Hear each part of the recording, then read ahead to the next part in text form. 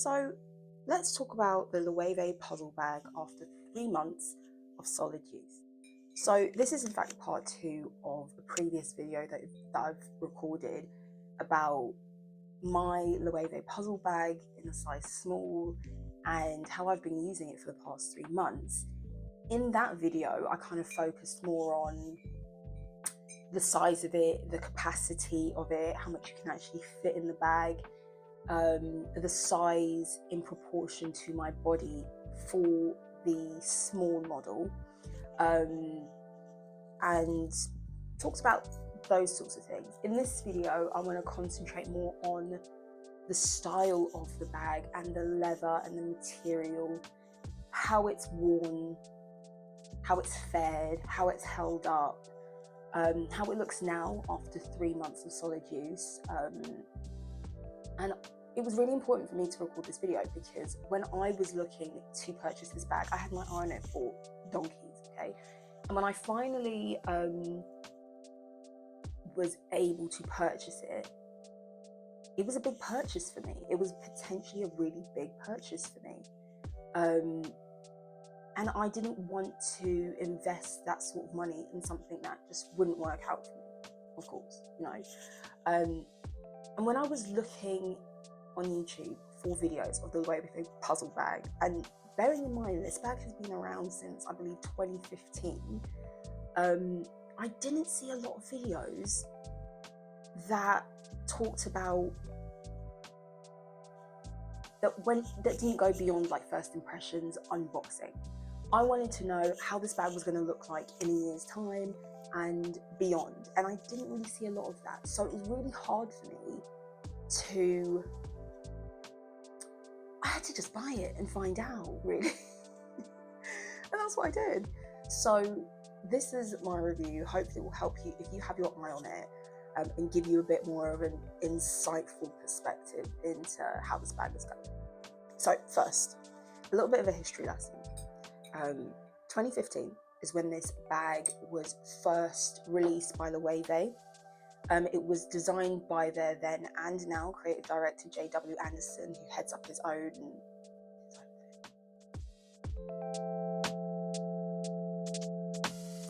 This bag is considered like a cult classic. I really think it's that bag for like the fashion girlies, you know. It's quite understated if you want it to be, but it can also be really flashy. It comes in a number of materials. We're talking calfskin leather, which is the one that I have, which is the most available, the most common iteration. It comes in raffia, in that sort of woven texture that's commonly used for more summer bags. It comes in exotic leathers. It comes in, I believe it comes in things like velvets and other sorts of materials in places, not completely, but it has that, you can get patchwork ones. And it comes in a lot of different colors, a lot of different patterns. And when Loewe has had collaborations with like the likes of like animes, and they've had like logos and characters on the bag as well. So there is really something for everyone. Having said that, I want to talk about styling, because this bag is a casual bag, first and foremost. Yes, you can get it in different leathers, but I really feel like it is designed to be worn every day. And that's a really important thing to take into consideration, because I wanted to get my use out of it, okay? I wanted to get my use out of it. And I was buying it because it was an everyday bag. It was one that was casual enough for me to take to work, take to like going shopping, meeting friends, doing this, that, and the other. And that's what I've done. I have taken it to the airport with me when I've gone on short trips as a handbag. I take it to work because it's smart enough for that sort of environment, but not like, I'm not overdoing it. I have, you know, I wear it to Aldi. I wear it to everywhere and anywhere, if I'm being honest. I'm really sorry, my eyelashes getting the best of me. And I've really worn it a lot. As soon as I bought it and I unpackaged it, I just put my stuff in it. I just transferred all my handbag stuff into this bag, and I've been using it any and everywhere. And it goes. In regards to styling, it goes with tracksuits, jeans, dresses, all of that. So if you're looking for a versatile bag specifically and you want something designer, a little bit, you know, a little bit special, I really feel like the Loewe Puzzle bag is a solid option. The next thing I want to talk about in regards to styling is, yes, it's a casual bag, but I want to call it a little bit more bohemian. So I have mine, this is the size small, and in my first video, go back and check that video because I show pictures of how the proportions it is for me and how it looks against my body as someone who's 5'2", so I'm quite short. So this is the small, this is the calf skin leather. And when I was watching videos, people made the point that it's a soft leather, which it is a soft leather. It is very supple, as you can't see, but it's a supple bag. And I will say that it is a soft leather. And in one particular video that I watched, they made the point that they could imagine, not even after, you know, months of wear, but they would imagine that it would be quite delicate and it would scratch easily and you'd have to kind of baby the bag a little bit. The soft leather does slouch. As you put things in it and as you wear it and as time goes on, the shape of it does soften up. As you can see, it kind of hangs in that middle area. However, I've yet to find, after almost 4 months, I think it's probably 4 months at this point, the back holds its shape. The side holds its shape, you know?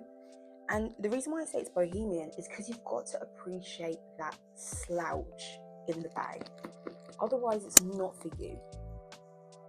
If you like bags which are pristine, like, okay, let's go really top end. Let's say like an Hermes Kelly, which is primarily about like structure, and you like that sort of pristine look, this bag isn't it.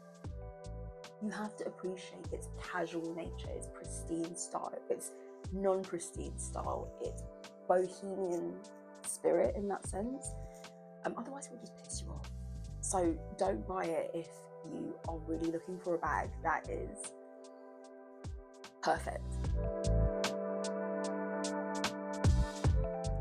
So I'd mentioned briefly how other people had read calf skin as it being a soft leather and therefore it might be prone to scratching.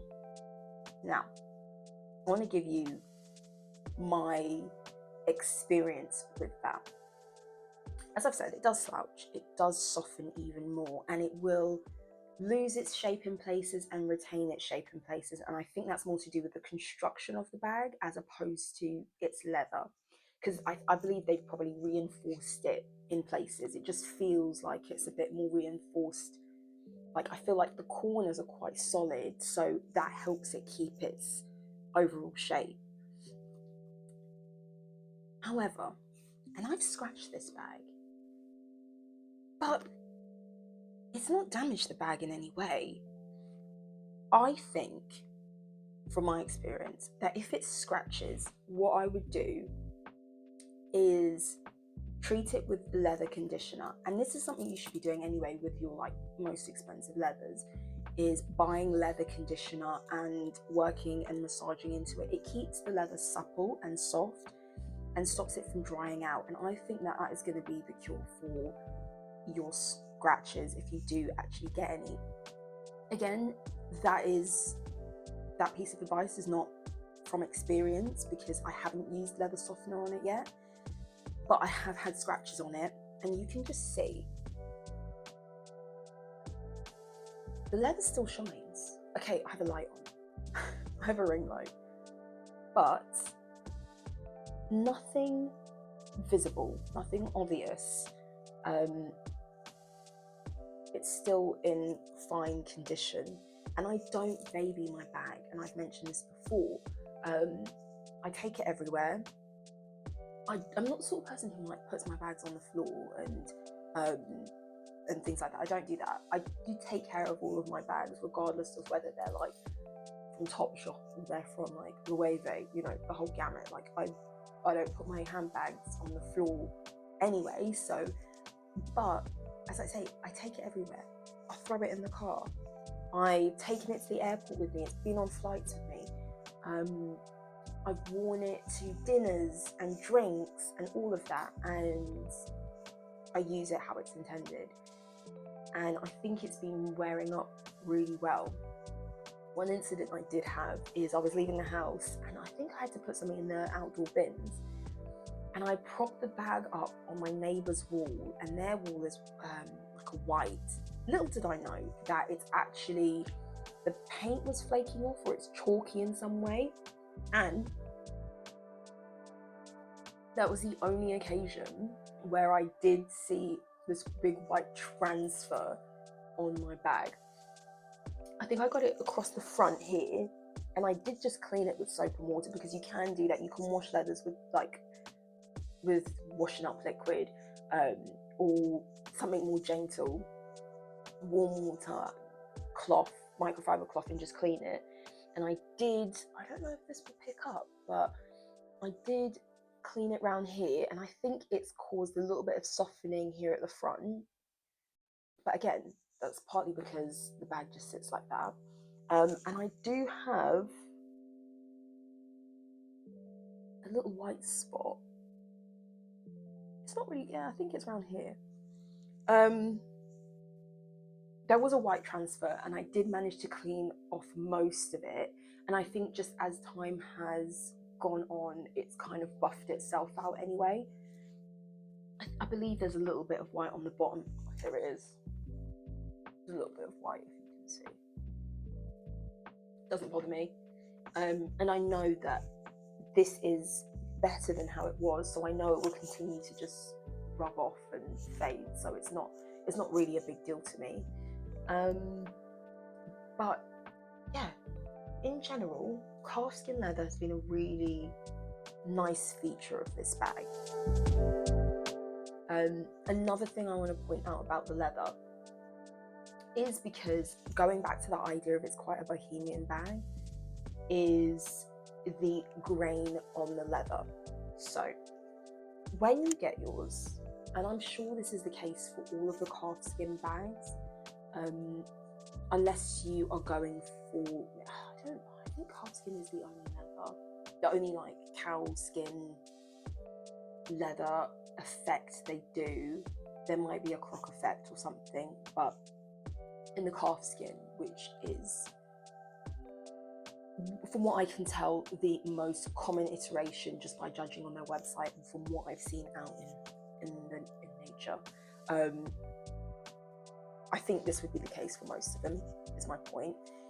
The grain is different depending on the different panels of the bag.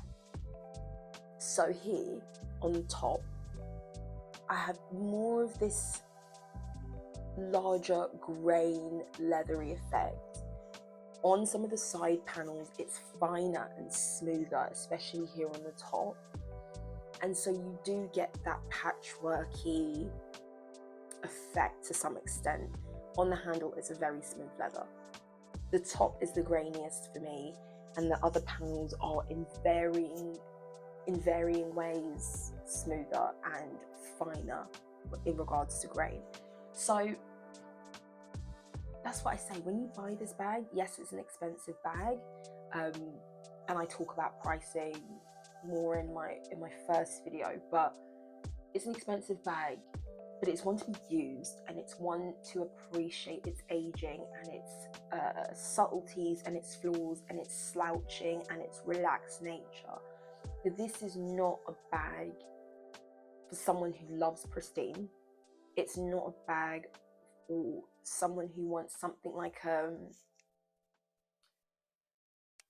effect that is very uniform. Having said that, I don't think any of those are negatives. I think those are positives, because you get wear out of this. And for the price that it is, the price just keeps going up and up and up. Because it has been around for a while and it continues to be a very popular bag, I don't think there's any time like the present to get the Loewe Puzzle, if I'm honest. 3 months in, 4 months in, I think it's a great bag. I do. I'm really glad that I got it. And I would get it again. I would get maybe a larger size for, you know, more travel type occasions. Yeah, it's a great bag, and don't be dissuaded by its leather. But I just wanted to give a really honest and insightful opinion on this bag, how it wears and how it is. And if you're scared, go for the black. Black you can always wear with everything, goes with everything, every occasion. Or go for like a tan colour and you'll get your money's worth, is basically it. So if you liked this review, then be sure to subscribe to my channel. And if you like more fashion talk, I have a podcast, a fashion related podcast called Style Over Substance with my very good friend Scarlett. And each week we talk about working in the fashion industry, our experiences inside of the industry, our opinions having left the industry. We talk about issues, topic, gossip, all fashion related. So subscribe to our YouTube channel, Style Over Substance podcast, or find us on all the podcast apps. But thanks for watching. See you later, babe.